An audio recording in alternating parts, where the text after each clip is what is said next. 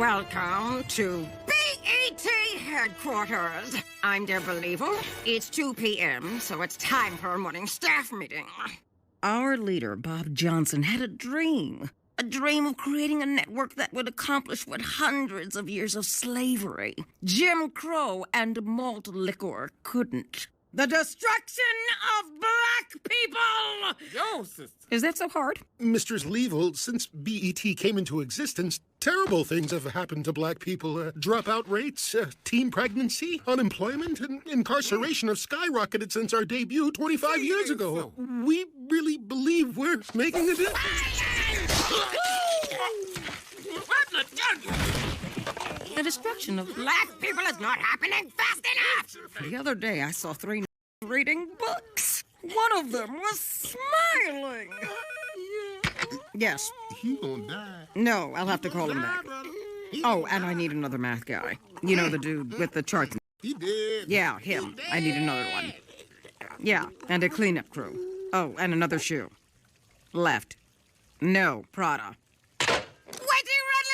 Educated president of entertainment. Tell me about the evil shows you have in development. Tell it, brother. Mistress Level, my Harvard education tells us that our goal is to take all the reality shows MTV did 5 years ago and make them black. Anyone who wants to see a black version of an MTV reality show, well, they'll have to come to us. What else? Next month, we're gonna have our first award show honoring video hosts. Or as I like to call it, a award show.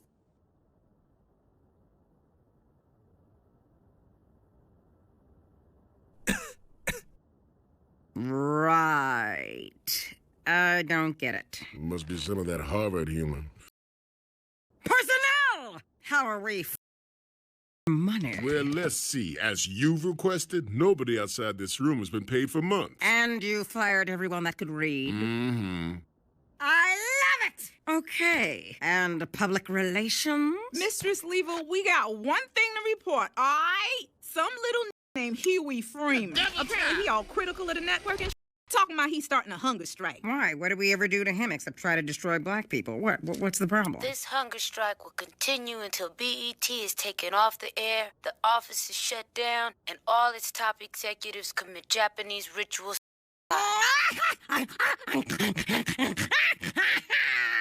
He's just a kid. No one can stand in my way of destroying black people. Especially not RileyFreeman.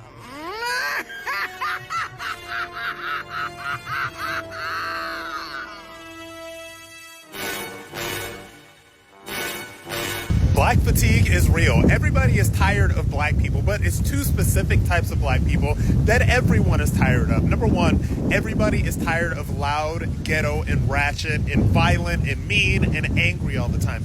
Everybody is tired of them. Fatigue is when I can hear you 10 miles away in Walmart. Black fatigue is when I can hear you 10 miles away in Walmart with your 5 kids. Black fatigue is when you have no home training, and you have no idea how to act in public. And a lot of it is culture. I've been in the hood, I've been in the schools and the projects where I was the only white girl there, and I can 100% guarantee you that it's culture. When majority of y'all know someone who has been unalived by another black person, way more than any instance of a black person being unjustifiably unalived by the police, that's black fatigue. Black fatigue is real. I think society as a whole is there. We are just so unbelievably fed up with the ghetto ratchet behavior. Black fatigue. It's all over my FYP page. Thank you. I am so happy that this is being brought up. You know, by the way, for us white people who've been around the block a long time, this isn't new to us. We've been dealing with this for over 40. It's not racist, and I know y'all have been told this is racist, but it's not. It's not racist to call black people out for their behavior and what they're doing to society at this moment. Not all black people are threatening, okay? Yeah, you are. Been raped by multiple black people, so I don't care what you have to say or what you're filming. I came here for care. Are you okay? I can't calm down, Tracy. I'm sick today and I don't feel good. Hi, I'm Fox San Antonio's Jessica Headley. And I'm Ryan Wolf. Our greatest responsibility is to serve our Treasure Valley communities, the El Paso, Las Cruces communities, Eastern Iowa communities, Mid-Michigan communities. We are extremely proud of the quality, balanced journalism that CBS 4 News produces. But we are concerned about the troublemaking and irresponsible, one-sided news stories plaguing our country. Plaguing our country. The sharing of biased and false news has become all too common on social media.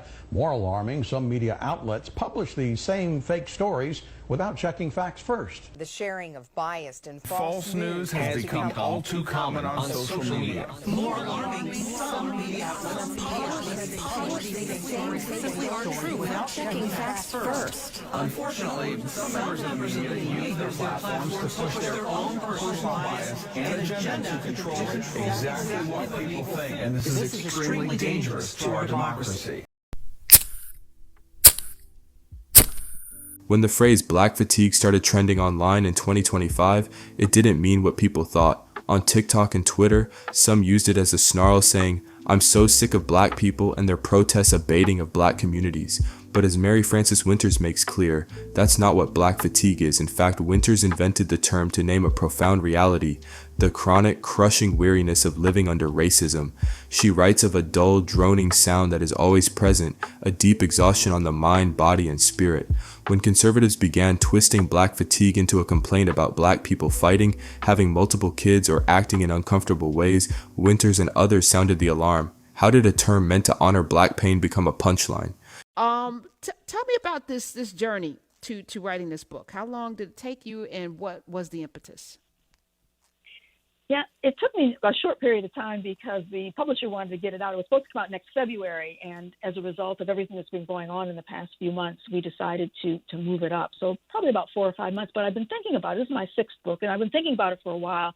I've actually been thinking about it as a result of the work that I do in corporations and talking with millennials, particularly black millennials and black Gen Zs, and they were telling me, we're tired, we're exhausted. You know, this was a year ago, 2 years ago.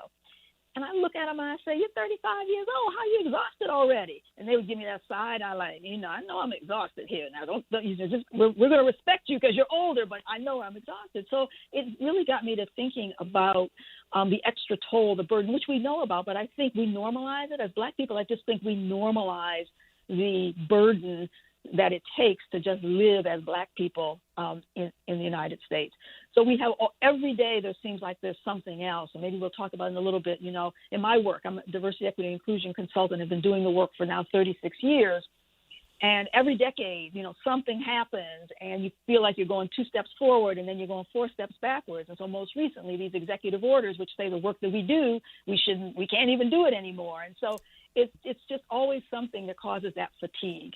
Mary Frances Winters coined black fatigue not to blame black people, but to articulate their suffering.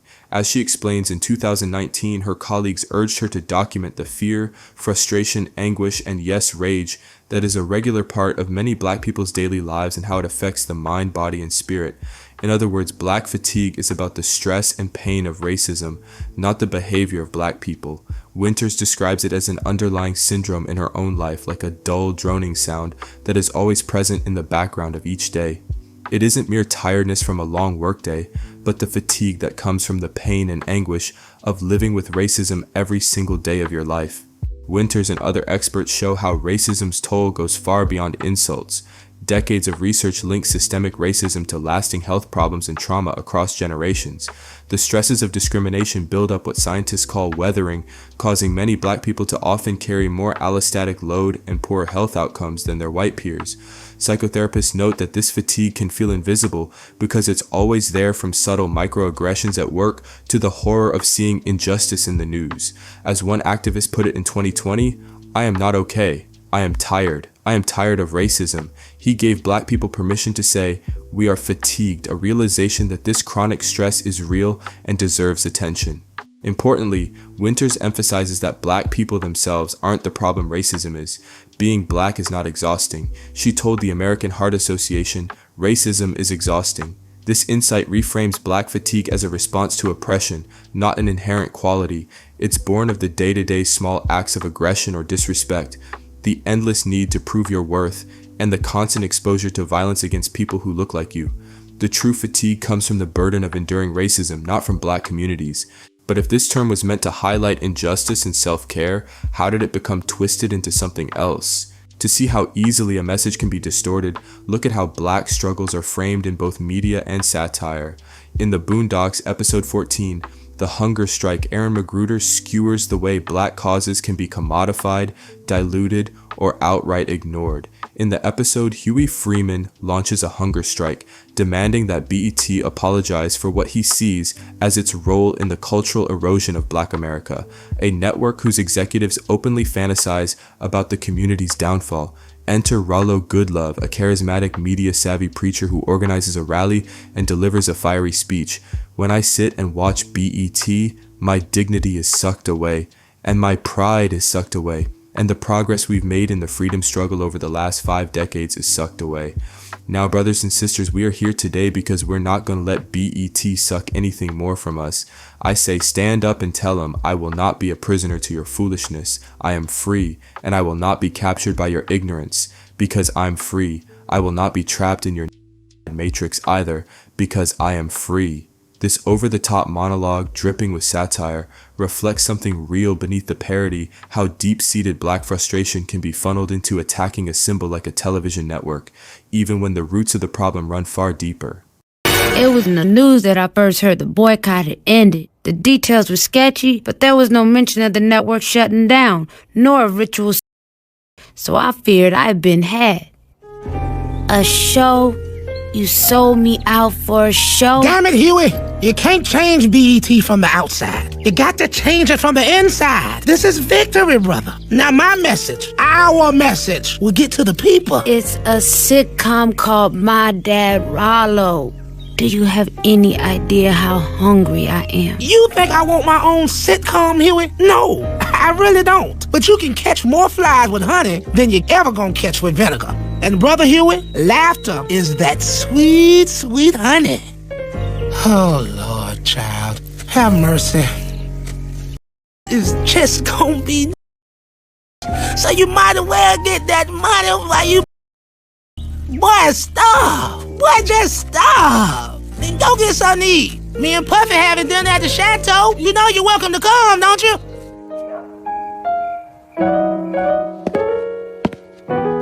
Thanks, Granddad. Granddad, what do you do when you can't do nothing, but there's nothing you can do? You do what you can. Oh, by the way, did you hear they're giving Ruckus a job at BET? Can you believe that? What the hell is wrong with those people over there? Damn, they'll give anybody a job at BET. I don't want one. Shoot. But the rally derails when BET co-ops Rollo with an entertainment contract. Huey's hunger strike ends in disappointment as meaningful protest is eclipsed by corporate PR. The episode skewers performative activism, the flashy protests, viral videos, and slick organizers who promise change but ultimately trade away genuine resistance for a show. In the end, Huey quips, "There is nothing I can do to change BET," a dark joke on how systemic forces swallow individual efforts. Even outside cartoons, activists have warned us about media manipulation. As Malcolm X famously said, if you're not careful, the newspapers will have you hating the people who are being oppressed and loving the people who are doing the oppressing. In The Boondocks, that rings true. The episode's villains, BET executives, use media narratives to shape perceptions of black people. The cartoon highlights that when black protest is reframed as just another spectacle, the public can lose sight of who is truly harmed by racism. The lesson, media, and satire can show truths or feed lies. If we aren't careful, our attention is steered away from structural injustice and onto interpersonal blame. Huey's fight against BT mirrors real efforts to challenge racist systems, but the story ends with that effort undermined. This begs the question, when it comes to the narrative of black fatigue, who controls the narrative, and where is it going next? If satire once held up a mirror to black struggle, what kind of reflection are we seeing online today? Once the mirror forced us to confront painful truths about injustice, about complicity, about the systems we move through every day. But now, in the age of algorithms and virality, that reflection is increasingly fragmented, distorted, and repurposed.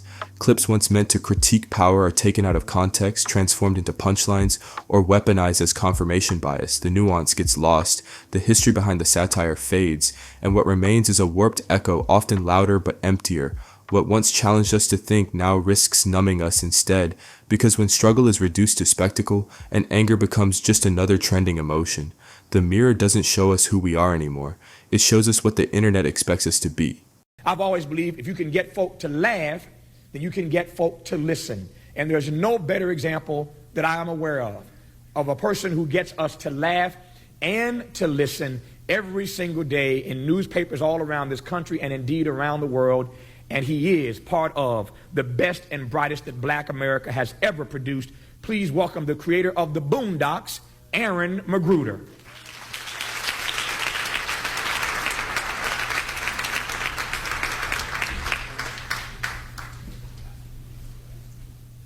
Tavis thinks he's very kind.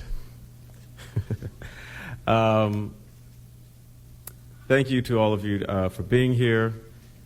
Thanks to the audience for C-SPAN. I've got my phone here to keep track of time, so if it goes off, I'm not trying to be, not trying to be a baller. I'm just trying to keep track of the time.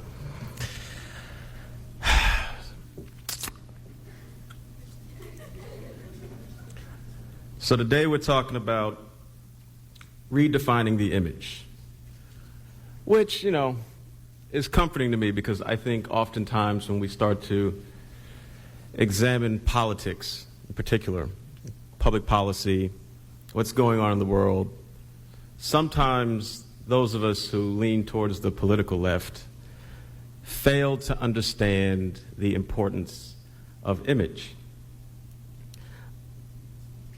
This is a problem which costs us a great deal, both in terms of money, our cultural situation, and our political situation. I don't know how important it was decades past, before my time and before your time. But what people consistently underestimate today is how the nature of mass media has transformed society. 10 people control 90% of everything you see, read, and hear in this country. 10 people. And they want to tell you that Cuba has state-run media. 10 people. Who are those 10 people? Well, you can look them up. They're not hard to find. That, in and of itself, is problematic. When you consider that these 10 people all need permission from the U.S. government in order to have licenses, in order to buy other corporations, in order to do all the nefarious things they like to do, then you really understand what state-run media is. If Martin Luther King were alive today and he were in his 20s, nobody would know who he was because he would never get on TV. That's the difference between 2003 and 1953 or 1963. We live in a completely different era where information is more tightly controlled than it has ever been in the history of this country.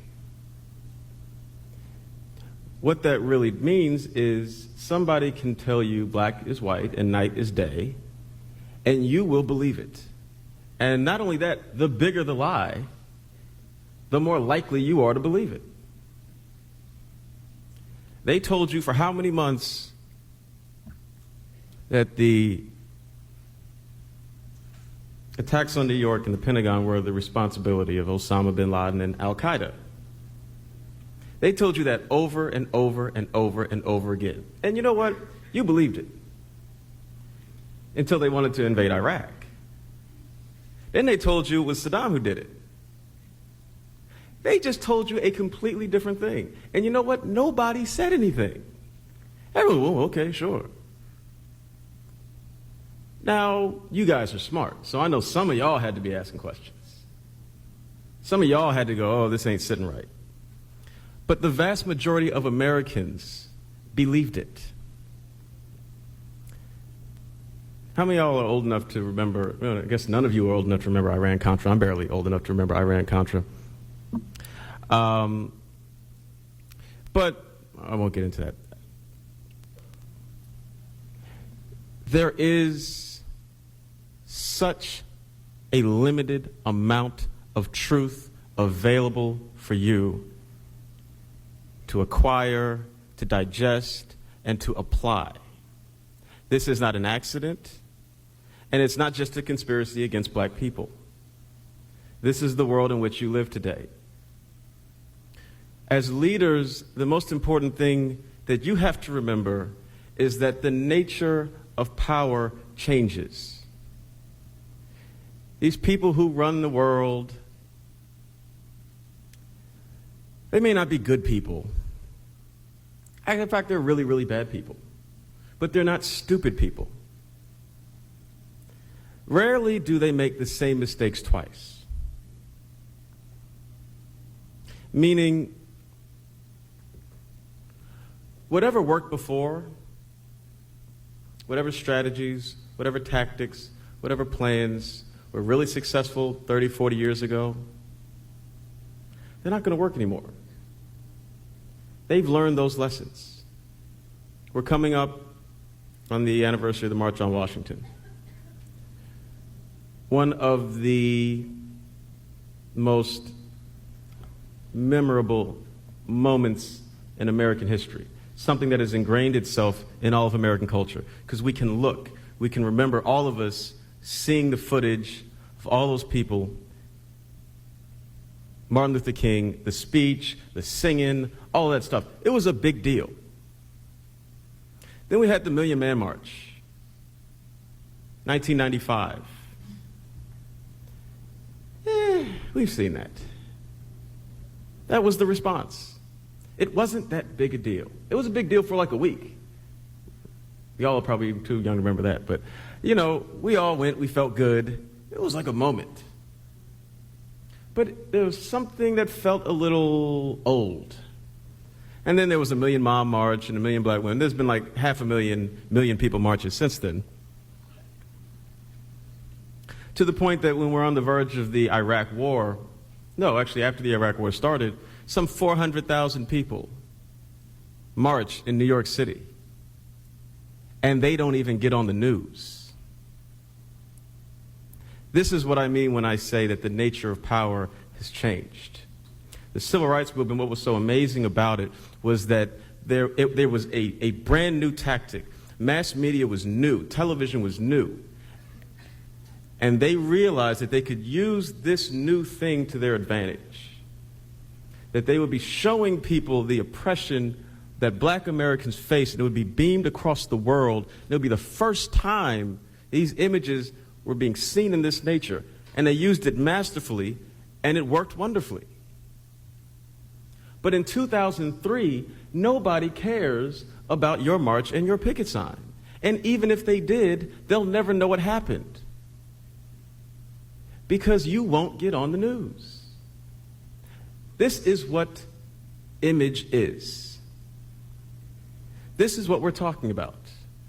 Wresting control of information from those that have it and those that don't want to be honest. Those that want to use that information to put a stranglehold on the entire planet.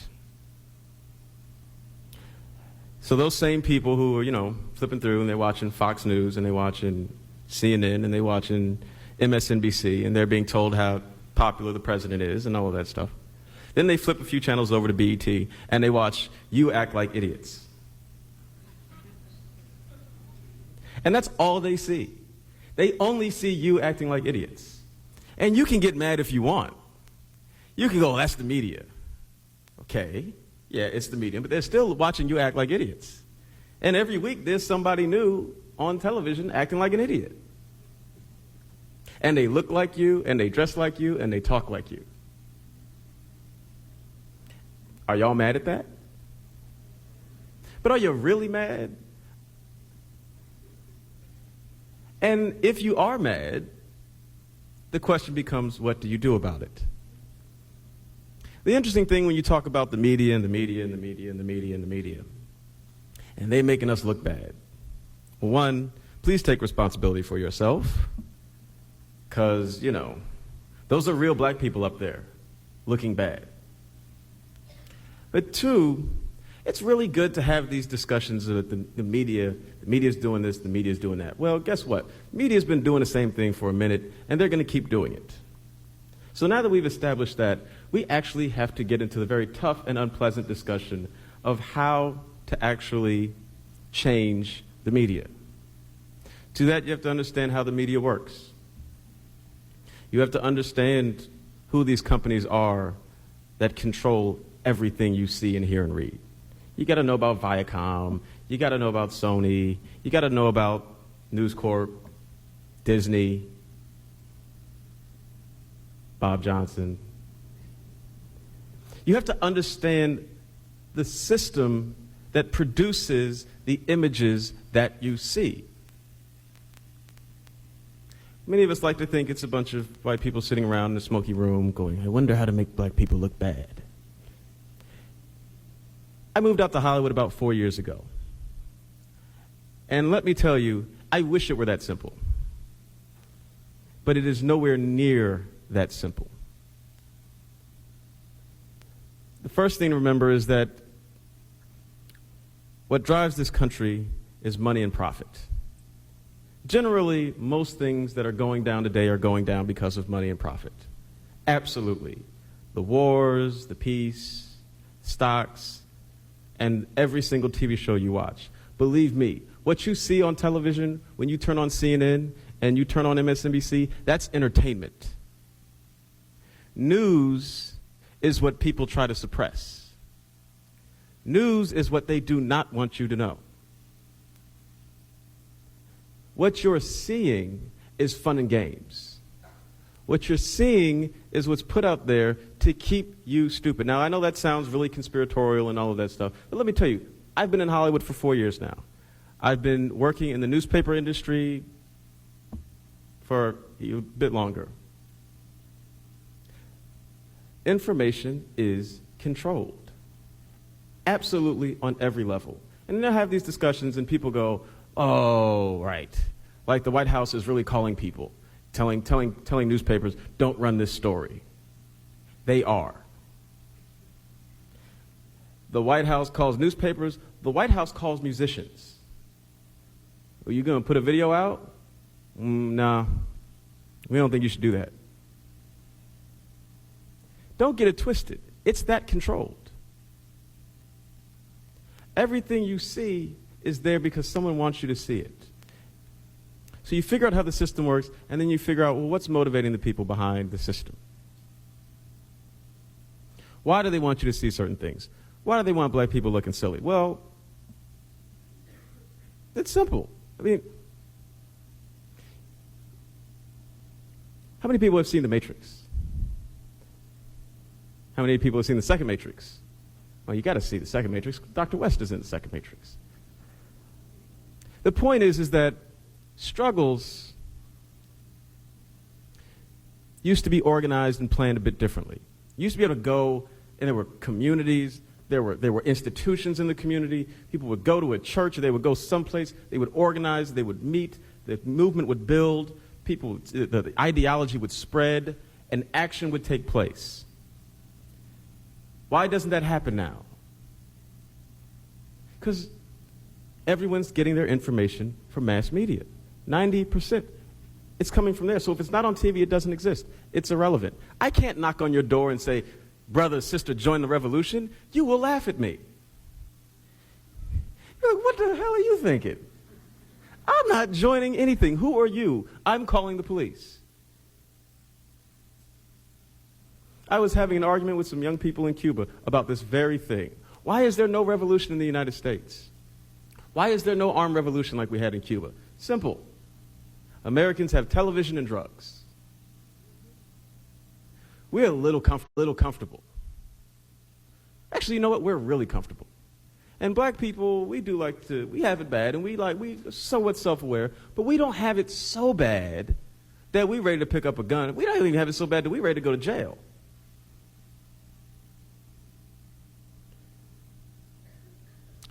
I only have 15 minutes. There's a lot to talk about here. But if nothing else, take away that strategy at this point is critical. The eyes on the prize routine ain't gonna work. Times have changed. One must move on. There is a very close similarity between Hollywood and politics. The right wing knows it, the left wing does not. That's why we run people like Al Gore and Ralph Nader for president. And I voted for Ralph Nader. Because we don't understand that you got to be a movie star in order to be elected president. Literally. And now you got to be a movie star to be elected governor of California.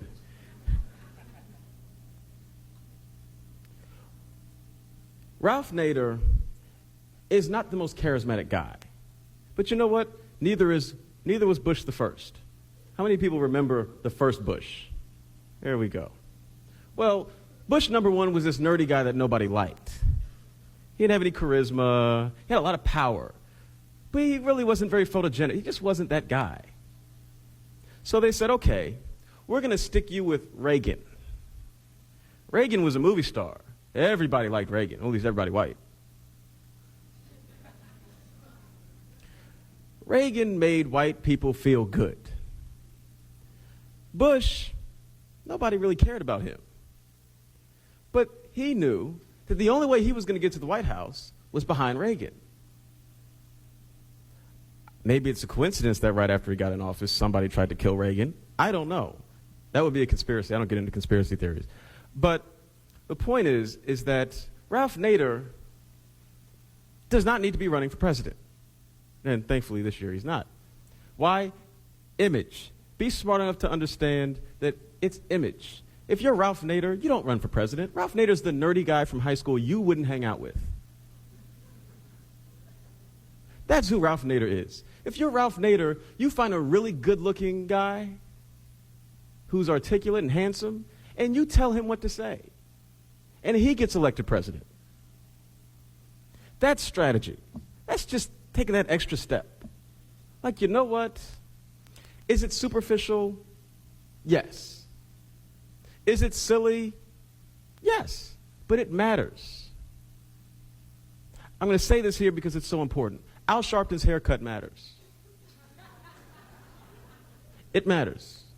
Because he's running for president. It matters. Should it matter? No. But you know what? It does. That's image. Don't be naive about the power of mass media and the power of image. It controls more than you think. I sell angry black politics to 20 million white people a day. How do I do it? Because they're cute. That's it. That's the long and the short of it. If I drew characters that actually look like Huey P. Newton and Louis Farrakhan, I would be drawing this strip in my basement. Nobody would have ever seen it. I said, wow, I wonder what happens if you just take the politics that mainstream America hates and put it in a really cute package. How do they handle it? Hey, I'm seen by 30 million people on Sunday alone. Image. We often complain about black culture, how negative it is. We talk about rappers. We talk about, all the stuff on. We talk about the objectification of women. We talk about the nihilism. We talk about all of this stuff. And these are all valid critiques. But one thing I know from the few rappers I do know, a lot of these guys who may not be the most positive guys, they are very serious about the business of entertainment in a way that a lot of the goody guys are not. Understand that no matter what message you have, you better be captivating your audience first, or nobody's going to listen. When I was in high school, 1988 to 1992, roughly, hip-hop wasn't where it is today. It wasn't bitches, it wasn't hoes. There was a lot of niggas, but,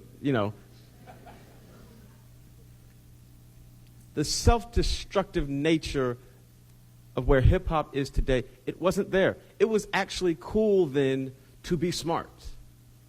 There was like a sort of pro-black nationalism, Pan-Africanism thing happening in the culture around that time. And it was cool. Yeah, it was a fad, and like every fad, it passed. But it was cool in that moment in time to be a conscious black individual. Why? Because these people were also serious about the business of making good music, of being entertaining. Yes, we have problems with the gangster rappers of the world. Yes, we can make valid intellectual critiques of what they do. But you know what? They make hits. The Black Eyed Peas are corny.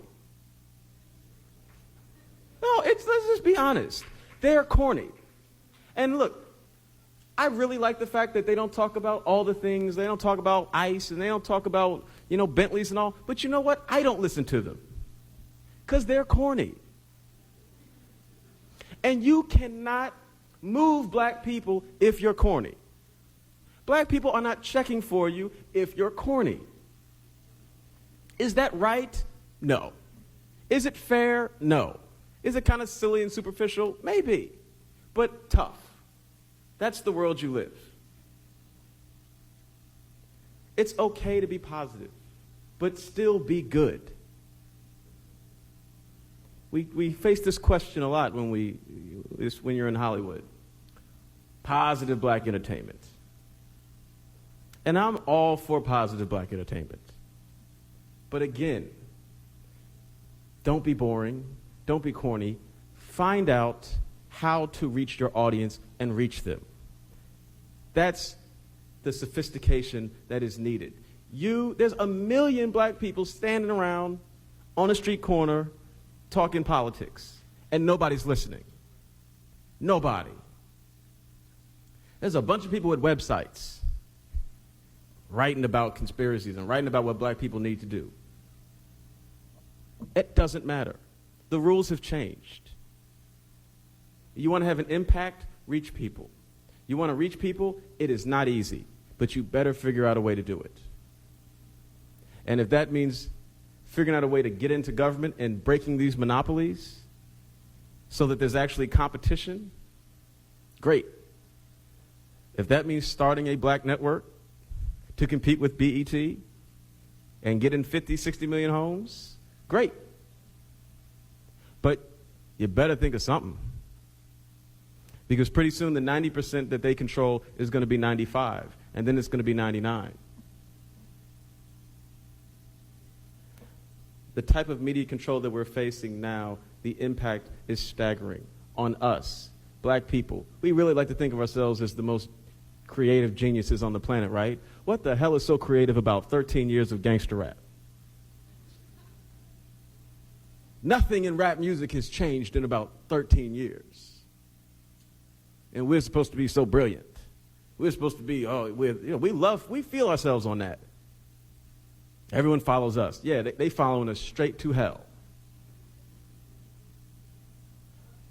For real. You don't have the luxury of mistakes. Don't have it. Everything you do has to be right. Everything. Now, when it is right, people are so amazed because the expectations of you are so low that you will really be able to achieve amazing things just by having your stuff together. Show up on time, and people are astounded. They are astounded. Should the expectations of black America be so low? No. Is it fair? No. Is it right? No. But that's what it is. That's image. Right now, our image is that of lazy, stupid people that never show up on time. So you know what? Show up on time. Break the mold. Understand not only what the world thinks of you, understand what you think of yourself, and understand who's controlling these images. When I was in high school, Queen Latifah was a black revolutionary. Now she's, bringing down the house.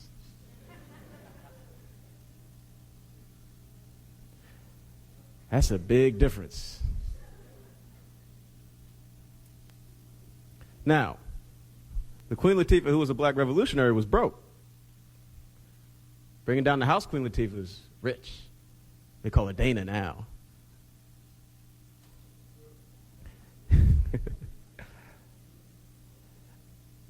I really want you guys to understand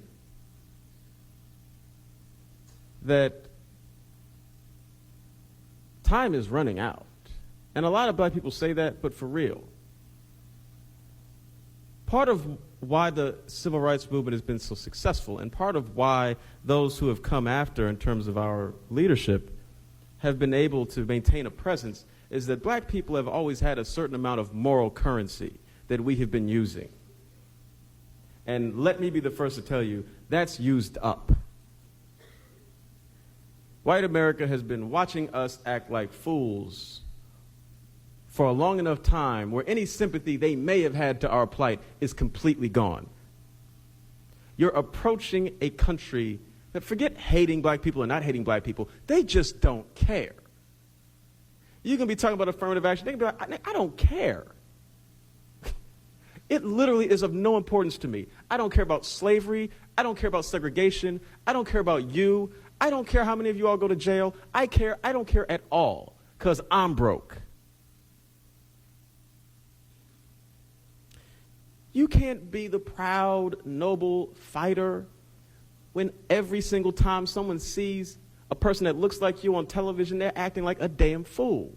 How would they know? How would they know you're not a damn fool? They're going to talk to you? Yeah, right. This is what we're facing. Now, this was not a very motivational speech because I'm not a motivational speaker. I got to be honest. No, wait. That don't matter to me. I'm a critic. That's what I do for a living. I'm not here to tell you you can do it, because you know what? Maybe you just can't do it. I'm going to be real. I'm going to be real. I hope you can do it. I hope to God you can do it. You better do it. Because if you don't, will you suffer? Yeah. But oh, your kids are going to catch hell. You guys are it. Don't think about Jesse. Don't think about Al. They will not be there. And quietly, well, let me stop. It's on you. This is about as uplifting as I get. It's on you. It's going to be hard. You better do it. And if you don't, I'm moving to Cuba. Thank you very much. Thank you.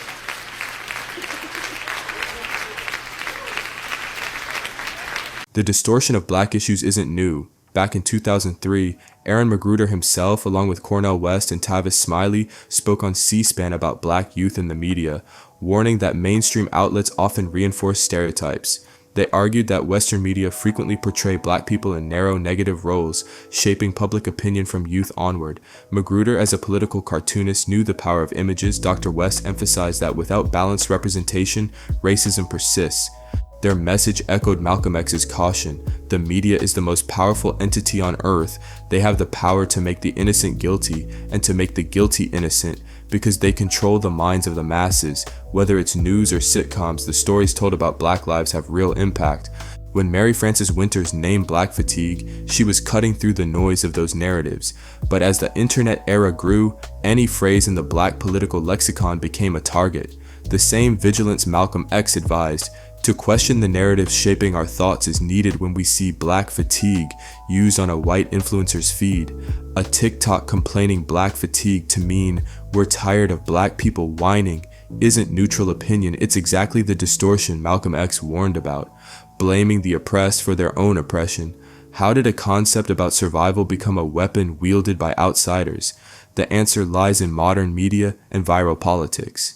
By 2025, a racist trend on the internet had twisted black fatigue on its head. Articles noted that online conservative groups were mocking the concept. Instead of physical and mental exhaustion from racism, they used black fatigue to gripe about black people on camera or in the news.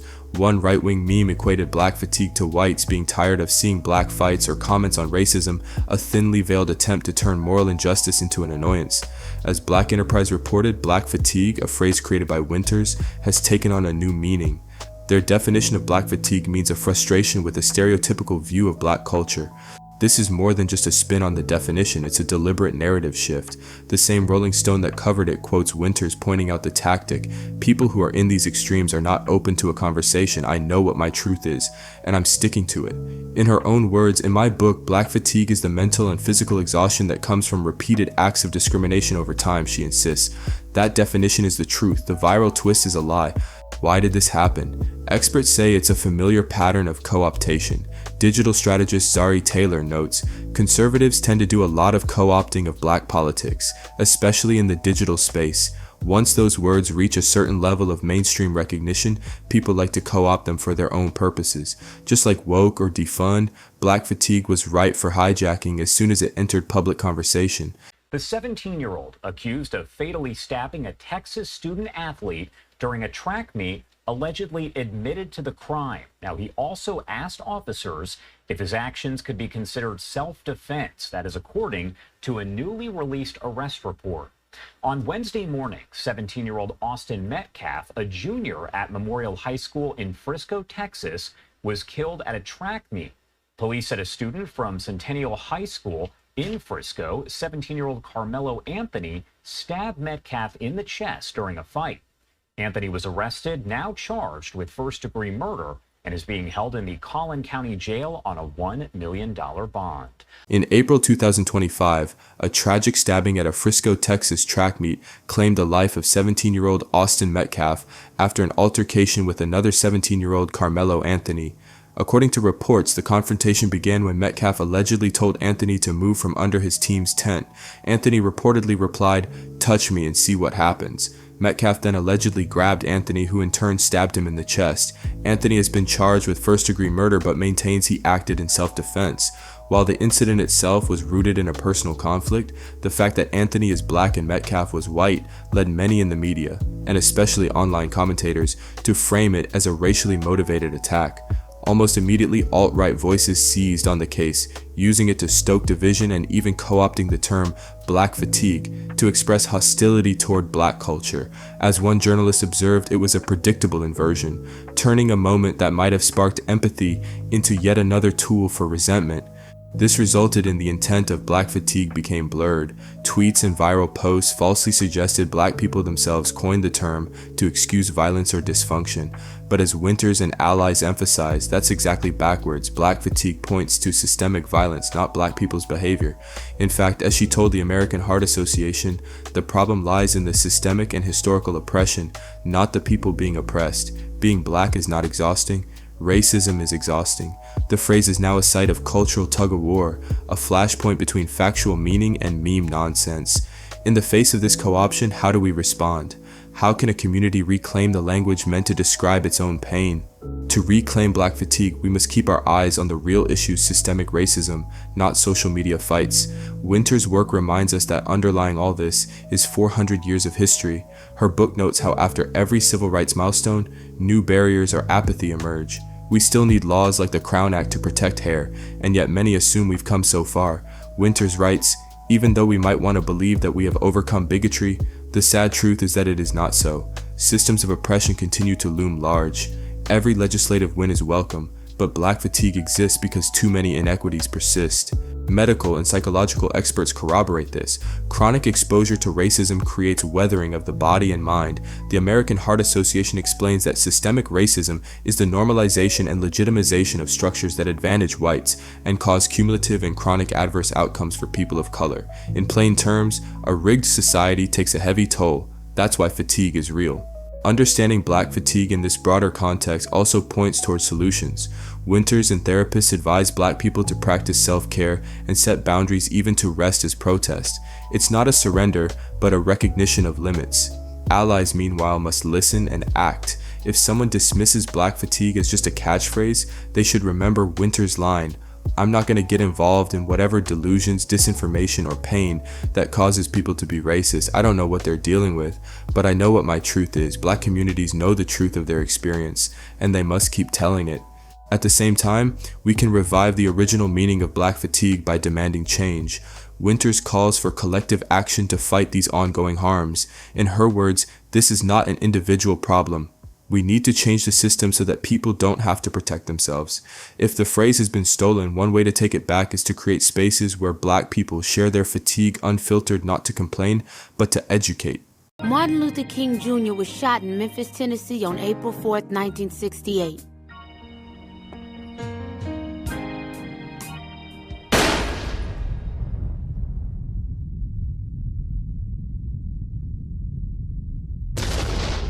He was critically injured. Dr. King fell into a coma. The world waited for news of his fate. There were no riots.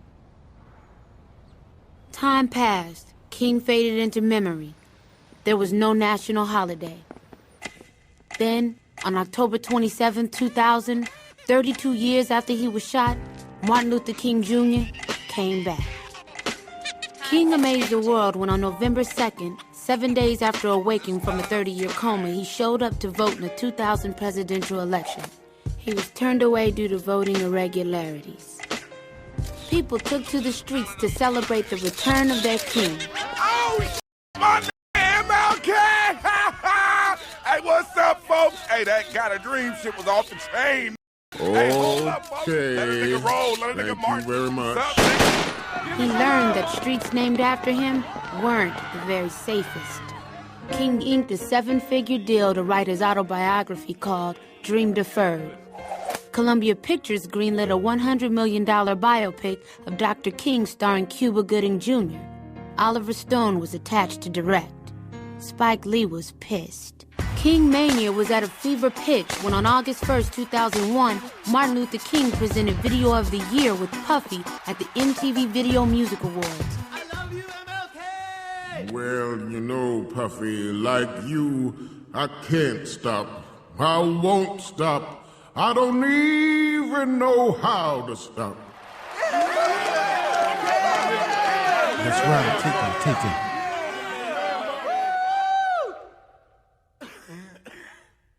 And now the nominees for Video of the Year.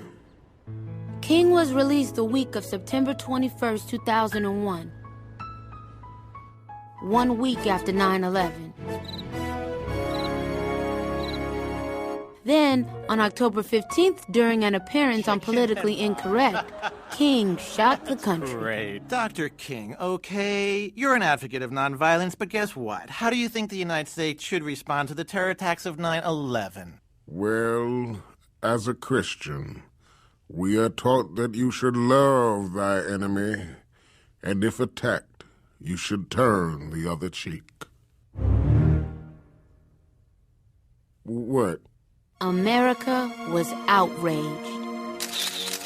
The president was very concerned by some comments made by some ex-civil rights leaders, and those people in question should watch their goddamn mouths. Of course, an Al-Qaeda lover like Martin Luther King wants us to just roll over and let the terrorists win because he hates America. My suggestion, go take another 30-year nap, commie bastard.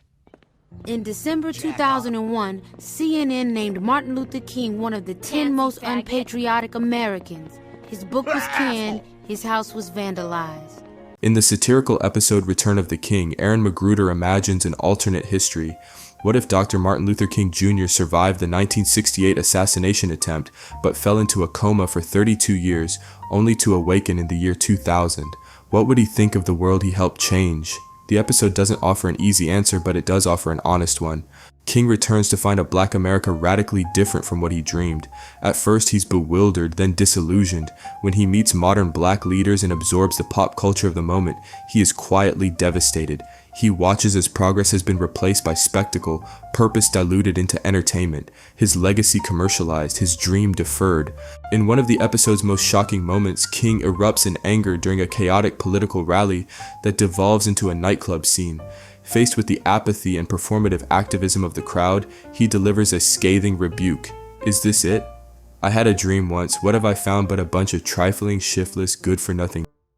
It's a gut punch of a line, shocking by design. McGruder flips the iconic "I have a dream" speech on its head, using satire not to humiliate, but to jolt the audience awake. RileyFreeman, the show's moral compass, narrates with resignation. King wonders aloud whether all those beatings he took in the 1960s were worth it if this is where things have ended up. The episode criticizes not just cultural regression, but the rise of empty symbolism masquerading as activism. When Huey helps organize a black political empowerment meeting, it's quickly overrun by hype promoters, loud music, and people more interested in partying than organizing. King is heartbroken. His calls for discipline and reflection fall on deaf ears. The message is clear. Slogans aren't solutions, and empowerment isn't entertainment. Beyond the rally, King rails against the toxic media landscape. He takes direct aim at channels like BET for peddling one-dimensional images of Black life images that are not only reductive but actively harmful. As the episode makes clear, the issue isn't Black joy or cultural expression. It's the danger of flattening Black identity into a single marketable stereotype, and the consequences of internalizing that image when real introspection is no longer encouraged. But perhaps the most powerful part of the episode is what happens after the anger. After King's explosive, brutally honest speech, the crowd falls silent. The media replays his words, and suddenly things begin to change. High school dropout rates fall. Black communities organize. In the show's fictional future, Oprah Winfrey is even elected president. It's a moment of transformation born not out of comfort, but confrontation. The hard truth, once spoken, creates a spark. The Boondocks makes a bold claim that sometimes the only way to wake people up is to risk offending them, to stop softening the message, to stop worrying about who might be uncomfortable, because if truth is buried under politeness and performative gestures, the dream dies quietly. This connects deeply to what we now call Black fatigue. Long before the term was coined, civil rights leaders were already describing it. Fannie Lou Hamer famously said, "I'm sick and tired of being sick and tired." Dr. King himself warned that being told to wait for justice was just another way of saying justice too long delayed is justice denied. The revolution wasn't televised in the 60s. Is it going to be televised in the 90s? Well, you know, the catchphrase, what that was all about, the revolution will not be televised, that was about the fact that the first change that takes place is in your mind. You have to change your mind before you change the way you live and the way you move. So when we said that the revolution will not be televised, we were saying that, like, that the thing that's going to change people is something that no one will ever be able to capture on film. It'll just be something that you see, and all of a sudden you realize, I'm on the wrong page, or I'm on the right page, but I'm on the wrong note. And I've got to get in sync with everyone else to understand what's happening in this country. But I think that the Black Americans have been the only real die-hard Americans here, because we're the only ones who've carried the process through the process. That everyone else has to sort of like skip stages. We're the ones who marched, we're the ones who carried the Bible, we're the ones who carried the flag, we're the ones who tried to go through the courts. And being born American didn't seem to matter, because we were born Americans, but we still had to fight for what we were looking for. And we still had to go through those channels and those processes. Where did people go for information before cable news? We can do it like we did back in the day. We'll go into the streets and tell the people.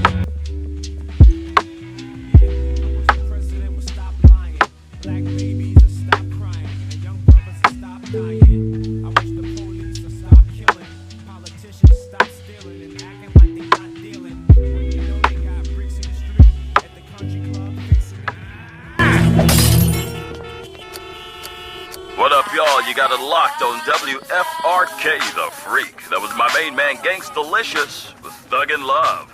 We're going to the phones. WFRK? Hello? Am I calling 13? You sure are, and you know what that means? What? It means you're going to the Martin Luther King Emergency Action Party! Oh my God! Oh my God, I can't believe it! I can't believe it! It's going to be all the way live, and baby girl, you're going to be in the building. Tell me the station that's helping you shake your stinking ass with Martin Luther King. WFRK, The Freak! Dr. King, why are they giving away tickets to our emergency action planning meeting on 95.5 WFRK, The Freak? Well, Huey, I thought about what you said about not having enough experience with modern media. So I hired an urban promotions firm to help get the word out. Uh-oh. Was that bad? Huey, are you sure we're in the right place? Excuse me, bro. What's up? My name is I'll tell you right now, y'all ain't getting in without no Freeman. What? Sir, we need to get in, because I'll tell you right now, you ain't getting in with them shoes. What's wrong with my shoes? Excuse me, sir. I'm Martin Luther King. And I'm Malcolm X. You still ain't getting in here with them shoes. Sir, young man, please. $50. What? $50 each. You want to get in or not?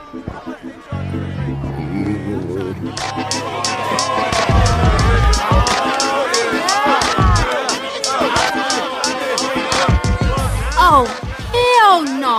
Come on. Yo, we gotta get back there. I'll tell you right now, you ain't getting back here without a wristband. A what? A wristband. This is Martin Luther King. I'm surprised they let you in here with those shoes. I'm just saying it's only right if you recognize all the kings. You know what I'm saying? The kings of comedy, the king of rap, Rodney King, the king of beer, King Kong, Don King. All right. Woo! That was big. Okay, we all got to stop and get back to my nigga God. Thank you, white Jesus, for making all this positive black possible. Amen.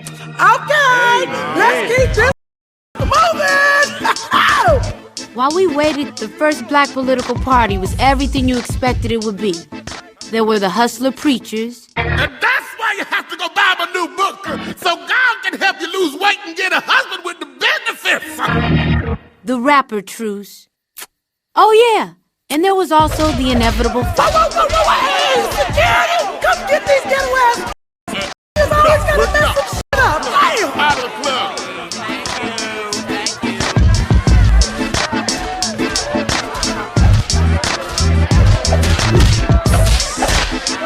Excuse me, brothers and sisters, please. If someone could just turn off. King looked out on his people and saw they were in great need. So he did what all great leaders do. He told them the truth. Will you ignorant please shut the hell up? He just said what I think he said. Is this it? This is what I got all those ass whoopings for? I had a dream once. It was a dream that little black boys and little black girls would drink from the river of prosperity, freed from the thirst of oppression. But lo and behold, some 4 decades later, what have I found but a bunch of trifling, shiftless, good-for-nothing. And I know some of you don't want to hear me say that word. It's the ugliest word in the English language, but that's what I see now. And you don't want to be a because are living contradictions, full of unfulfilled ambitions, wax and wane, love to complain, love to hear themselves talk but hate to explain, love being another man's judge and jury, procrastinate until it's time to worry, love to be late, hate to hurry. Black entertainment television is the worst thing I've ever seen in my life. Usher, Michael Jackson is not a genre of music. And now I'd like to talk about soul playing. I've seen what's around the corner. I've seen what's over the horizon. And I promise you, you have nothing to celebrate. And no, I won't get there with you. I'm going to Canada. Thank you, Huey. Thank you, Dr. King. Do what you can. That was the last time I saw Dr. King. But the story doesn't end there. King's speech was replayed the entire next day on the cable news channels. Then, something unexpected happened. People got angry. Nobody knows exactly what to attribute to the sharp decline in African-American dropout rates. That is every African-American player in the NBA refusing to play until there is a full troop withdrawal. Billionaire Bob Johnson apologizing to Black America for the network he founded. The White House and Congress are receiving an unprecedented amount of calls from irate African Americans. And the revolution finally came. The mob is refusing to disrupt. The president is urging everyone to stay calm and obey the curfew. You're horrible! We repeat!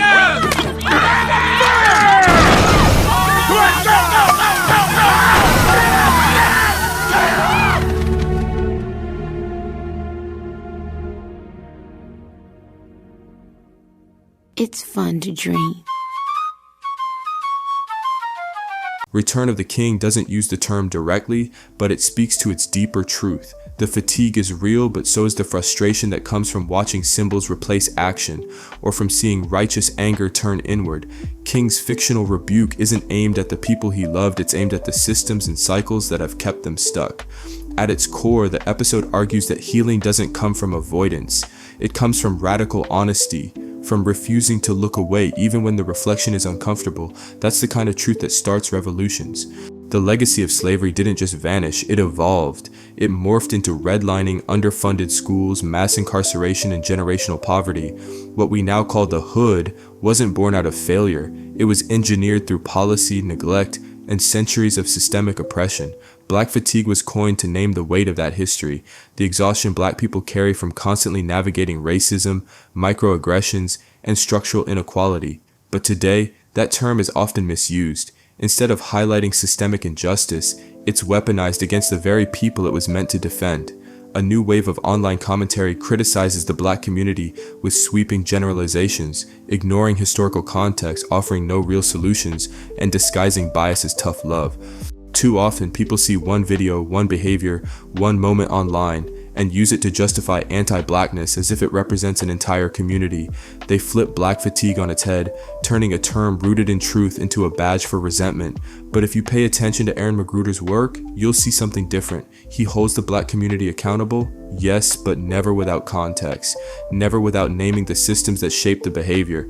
Through satire, he forces us to confront hypocrisy, but always with a goal: understanding, not condemnation. It's human to feel frustrated when change feels slow, but systemic harm doesn't disappear overnight. It takes patience, time, resources, and a commitment to empathy. McGruder isn't excusing dysfunction, he's inviting us to look deeper, to ask why things are the way they are. Critique without context is just cruelty. When we distort or gentrify a term like Black fatigue, we erase the very pain and history it was created to express. The result? More judgment, less understanding, more noise, less progress. We can and should hold each other accountable, but we must also remember accountability without empathy isn't justice. It's just another kind of violence. In the end, this documentary's message is a call to remember. Black fatigue was never about faulting the Black community. It's a name for a burden inflicted by racism. When we recognize that, we move from cynicism to solidarity. We began with a viral controversy, but now we see a larger story. Black fatigue is a phrase born from pain and perseverance. Mary Frances Winters gave it a name so that Black people could acknowledge their exhaustion without shame. Today, amid online noise, it's up to all of us to keep that meaning alive. As Winters herself said, "I know what my truth is, and I'm sticking to it." In the face of misunderstanding, that truth is a powerful anchor. When you hear the term Black fatigue, remember its true origin. It was never meant to shame. It was meant to name the weight of racism that rests on Black bodies, minds, families, and futures. It's a call to recognize the quiet exhaustion that comes from constantly navigating systems built to wear you down. We can't afford to let memes or online hot takes strip it of its meaning. Instead of letting it be reduced to a punchline, let's redirect that frustration towards something transformative. Let's read, learn, share stories like the ones unfolding here, and commit to the deeper work of justice. As Toni Morrison once said, "The function of racism is distraction." Our lives were never meant to be defined by the white gaze, and neither was our struggle. If we want to end the fatigue, we have to stop reacting to distortion and start dismantling what created it. That's how we reclaim not just the term, but our future. I did battle with ignorance today, and ignorance won. I admit that I'm often vexed at the behavior of my own people. Yeah, vexed is a good word. I told you about messing with them white women. You do what you can to help black folks, and they make you wonder why you even bother. But they're our people, and we gotta love them regardless.